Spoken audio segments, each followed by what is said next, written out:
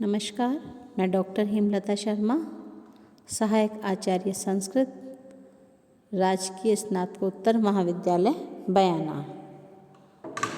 महाराजा सूरजमल ब्रज विश्वविद्यालय द्वारा BA तृतीय वर्ष संस्कृत के पाठ्यक्रम में निर्धारित वाल्मीकि रामायण बालकांड का अध्ययन हम कर रहे हैं।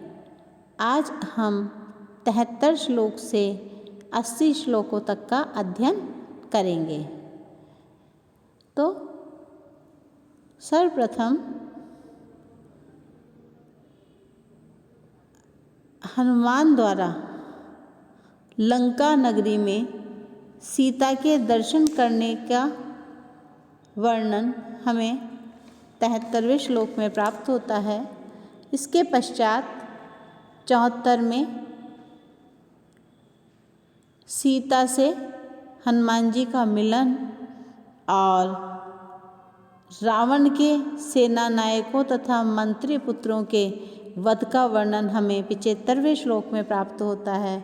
इसके पश्चात 76-77 श्लोक में हनुमान द्वारा लंकापुरी का दहन और पुनः राम के पास लौट आने का वर्णन प्राप्त होता है। 78 श्लोक में राम को सीता संबंधी संपूर्ण वृतांत सुनाने का वर्णन और 79 श्लोक में राम द्वारा दक्षिणी समुद्र को शुद्ध करने का उल्लेख प्राप्त होता है। और जो 80 श्लोक है, 80वां श्लोक है, इसमें समुद्र देव के निर्देशानुसार नल द्वारा समुद्र पार करने हेतु सेतु निर्माण करने का वर्णन प्राप्त होता है। तो हम 73वें श्लोक की व्याख्या जब पढ़ते हैं तो हमें इसमें प्राप्त होता है कि तत्र लंकां समासाद्य पुरीं रावण पालितां ददर्श सीतां ध्यायन्तीं अशोक वनिकां गताम्। इसमें महामुनि नारद वाल्मीकि जी से कह रहे हैं कि 400 कोस के विस्तार में फैले हुए उस विशाल महासागर को जब श्री राम हनुमान जी ने पार कर लिया और वह लंकापुरी में पहुँचे तो वहाँ उन्होंने उस लंकापुरी को चारों तरफ से बड़े ध्यानपूर्वक देखा, जिसका पालन पोषण राक्षस राज रावण के द्वारा किया जा रहा था। जब वहाँ सीता जी उन्हें प्राप्त नहीं हुई तो वह लंकाधिपति रावण के राजमहल में गए और देखा कि सीता जी कहाँ यहाँ न यहीं मिल जाए। राजमहल में भी विशेष रूप से अंतःपुर का निरीक्षण किया, क्योंकि महिलाओं का निवास स्थान इसी भाग में हुआ करता है। अंतःपुर के बाहर एक अशोक वाटिका नाम का बगीचा दिखाई दिया। उसी उद्यान में एक वृक्ष के नीचे बैठी हुई सीता जी को हनुमान जी ने देखा और देखा कि वह जो सीता है वह अनन्य भाव से श्री राम का ध्यान करने में डूबी हुई उदास मन से विचार कर रही थी। इसके पश्चात निवेदयित्वा अभिज्ञानं प्रवृत्तिं विनिवेद्य च समाश्वास्य च वैदेहीं मर्दयामास तोरणम्। वहाँ अशोक वाटिका में हनुमान जी ने जब सीता जी को देखा जो कि उदास थी, वह सीता जी के पास गए और वहाँ उन्होंने सीता जी को अपना परिचय दिया। सीता जी को उन पर विश्वास नहीं हुआ। क्योंकि रावण ने भी उन्हें छल और धोखे से उनको चुरा लिया था या धोखा दिया था या उनका अपहरण कर लिया था। इसलिए सीता जी विश्वास नहीं कर रही थी। तब हनुमान जी ने सीता जी को विश्वास दिलाने हेतु श्री राम के द्वारा दी गई अंगूठी उनको दिखाई। श्री राम के परम भक्त हनुमान ने संपूर्ण वृत्तांत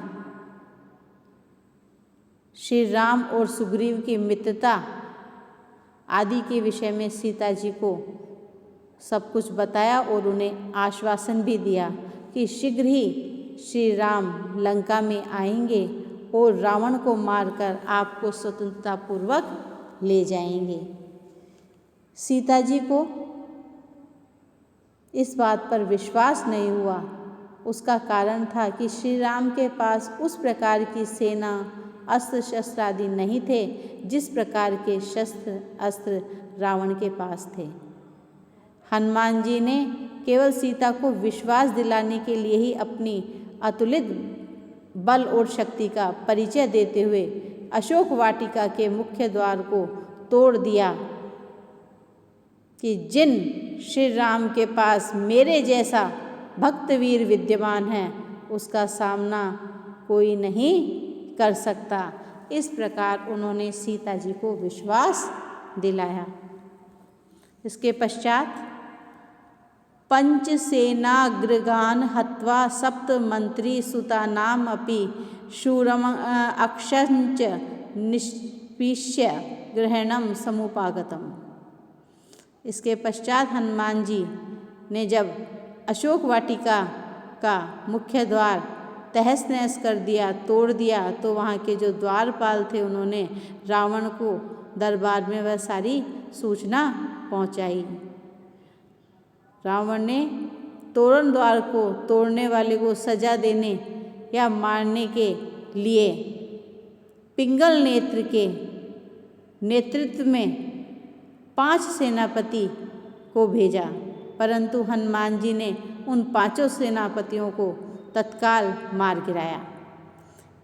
जब यह सूचना रावण के पास महल में पहुंची तो जम्बूमाली के नेतृत्व में कुल 7 मंत्री पुत्र आए। इनको भी हनुमान जी ने देखते देखते नष्ट कर डाला। इस प्रकार तीसरे स्थान पर रावण का दूसरा पुत्र अर्थात जो मेघनाद का छोटा भाई अक्ष वह आया, तो हनुमान जी ने उसे निश्चित रूप से निष्पेष्य अर्थात पीस डाला, उसका मर्दन कर दिया, उसको नष्ट कर दिया, मार डाला। अपने भाई की मृत्यु से बौखलाकर क्रोधावेग में रावण का जो ज्येष्ठ पुत्र बड़ा पुत्र मेघनाद था वो वहाँ आया और उसकी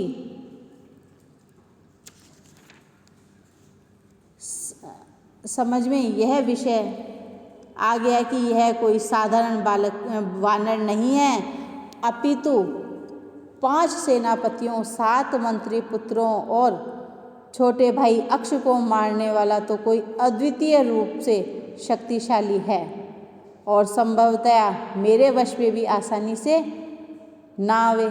इसलिए मेघनाद ने आते ही सबसे पहले ब्रह्मास्त्र का प्रयोग किया। क्योंकि हनुमान जी ब्रह्मा जी का पूर्ण सम्मान करते थे, अतः उन्होंने किसी भी प्रकार का विरोध नहीं किया और स्वयं ही ब्रह्मास्त्र में अपने आप को समर्पित कर दिया। के पश्चात अस्त्रेणोक् मुक्तम आत्मानं ज्ञात्वा पैतामहाद वरात् मर्ष्यन् राक्षसान् वीरो यन्त्रिणस्तान्य यदृच्छा ततो दग्ध्वा पुरीं लंकां मृते सीतां च मैथिलीं रामाय प्रियम् आख्यातुं पुनरायान महाकपि। इसके पश्चात हनुमान जी जब ब्रह्मास्त्र में अपने आप को समर्पित कर दिया तो मेघनाद ने समझा कि मेरी विजय हो गई है, जबकि वास्तविकता में मेघनाद की विजय नहीं थी, वह तो हनुमान जी ने स्वयं ने अपने आप को समर्पित किया था। ब्रह्मा जी ने हनुमान जी को यह वरदान दे रखा था कि यदि तुम्हें कोई बांध भी दे तो तुम्हें कुछ करने की आवश्यकता नहीं है। मेरे आशीर्वाद से जब भी तुम इस बंधन से मुक्त होना चाहोगे तो स्वयं मुक्त हो जाओगे। इस वरदान को याद कर हनुमान जी चुप रहे और मुक्ति का कोई प्रयत्न उन्होंने नहीं किया, अपितु मेघनाद इत्यादि जो राक्षसों को उनके इस अपराध के लिए क्षमा करते हुए शरीर और स्वभाव में शांति को धारण कर लिया। हनुमान जी ने अपनी पूँछ में आग लगवाकर संपूर्ण लंकापुरी को जला डाला। इस अग्निकांड से केवल अशोक वाटिका में विराजित मिथिला के राजा जनक की पुत्री सीता जी ही बची रहीं और जो विभीषण का घर है वह भी बचा रहा। इस प्रकार से अपनी अलौकिक शक्ति का परिचय देने के पश्चात हनुमान जी पुनः ऋष्यमुख पर्वत पर श्री राम को अत्यंत प्रिय लगने वाले इन समाचार को देने के लिए आ गए और सीता जी पूर्णतः कुशल है और यह बात बताकर रावण के बंधन से उन्हें मुक्त कराने के लिए प्रयत्न करने के लिए कहा।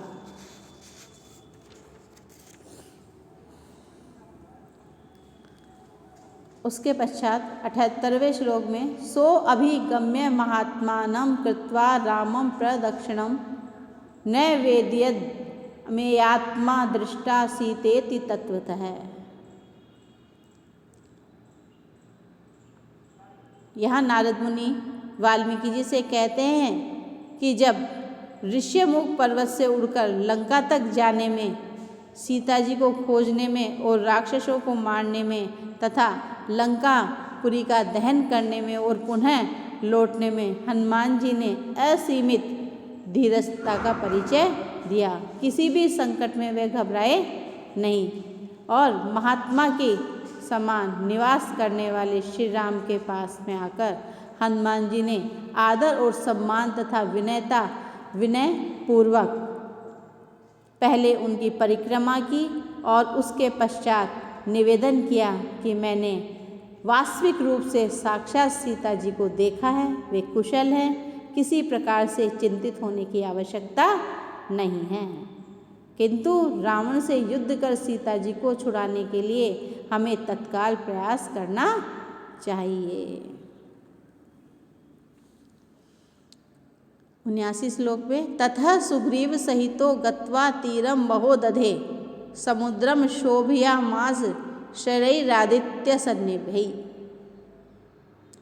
इसके पश्चात हनुमान जी से समाचार प्राप्त कर श्री राम ने लंका पर आक्रमण करने और सीता जी को अतिशीघ्र मुक्त कराने हेतु सुग्रीव इत्यादि सभी को अपने साथ ले दक्षिण दिशा में विशाल सागर के तट पर पहुंच गए। श्री राम ने समुद्र से मार्ग देने के लिए बारंबार निवेदन किया, परंतु अभिमानी समुद्र ने श्री राम की प्रार्थना को स्वीकार नहीं किया। तब श्री राम क्रोध से युक्त होकर सूर्य की किरणों के समान ही तेजस्वी अपने बाण चलाए उस महासागर को शुद्ध कर दिया।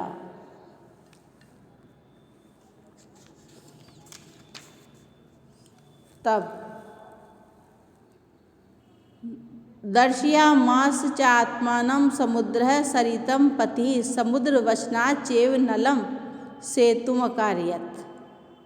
इसके पश्चात सूर्य के समान प्रकाशमान और तेजस्वी बाणों को समुद्र सहन नहीं कर पाया और श्री राम से जब उसने देखा कि वह अग्निबाण धनुष पर चढ़ाए हुए हैं जो निश्चित रूप से संपूर्ण समुद्र को सुखाने में समर्थ है, तब समुद्र भी अपने वास्तविक स्वरूप में आकर श्री राम के सामने अनुनय विनय करने लगा। क्यों? क्योंकि श्री राम के क्रोधित होने से वह घबरा गया था और उसने समुद्र ने नल श्री राम को बताया कि नल यदि पत्थरों को मेरे इस पानी पर आपके नाम से लिखे हुए पत्थरों को डालेगा तो यहाँ एक पुल का निर्माण हो सकता है और उस रास्ते से आप लंकापुरी में पहुँच सकते हो। तब श्री राम ने नल को निर्देश दिया कि तुम पत्थरों को एक के बाद एक क्रमशः इस पानी पर डालो ताकि एक पुल निर्मित हो सके। समुद्र के निर्देशानुसार और श्री राम के कहे अनुसार नल ने समुद्र पर पुल बनाया। तो आज इतना ही, आगे हम अग्रिम क्लास में पढ़ेंगे। धन्यवाद।